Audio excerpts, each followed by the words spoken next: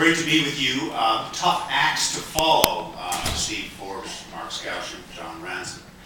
But I'll do my best to share with you some ideas that I believe will help your portfolios. Steve was talking about the good times ahead for our country, and John was just talking about the wonderful innovation that is happening in just one sector, biotech.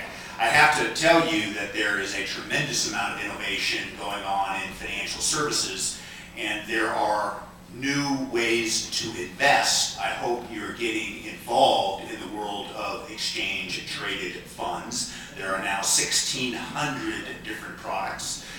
They are a much lower cost way to invest. I like to use the analogy, you all paid $4 for gasoline here in California, but if you can get gasoline for $1 a gallon, would you like to know where? I think you would. That's the cost differential between mutual funds and ETFs. But more importantly, there is just tremendous innovation going on in the world of exchange-traded funds. We have had very poor reforms, to get to an investing idea for you, going on in this country, and we're all frustrated with our politicians. But in other places around the world, they have been reforming their financial system. And in those areas, there is new opportunity.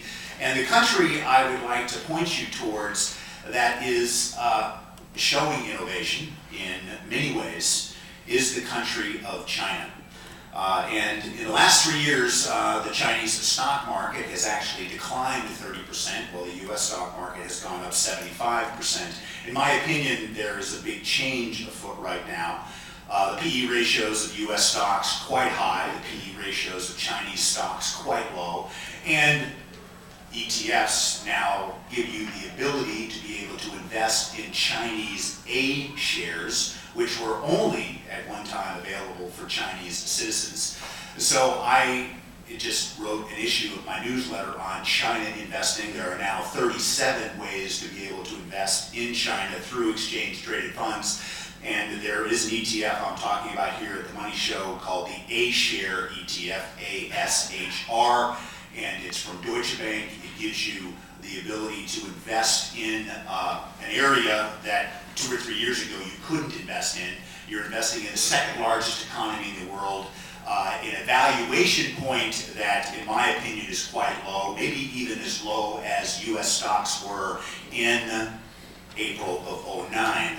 So I would point you towards China A shares. The China A shares were up 10% in the month of July when the U.S. stocks were down. They're very much non-correlated.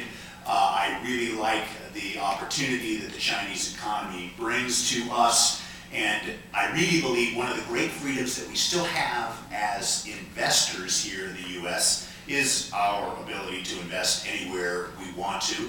I really believe most U.S. investors have the majority of their portfolios U.S.-centric. I think it's time to expand and get outside of the United States. And I offer you this single idea today, the China A shares, as a good idea, easy way to be able to invest in China. And I think that the opportunity is 30, 40, 50% over the next 2 years. So I want to say thank you, and hope you will invest more of your portfolio in the world of exchange-traded funds. Thank you.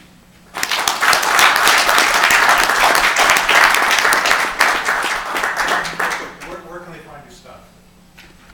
Well, a copy of my newsletter is right here in front of everybody, John. That's Okay. a good way to start. All right, great.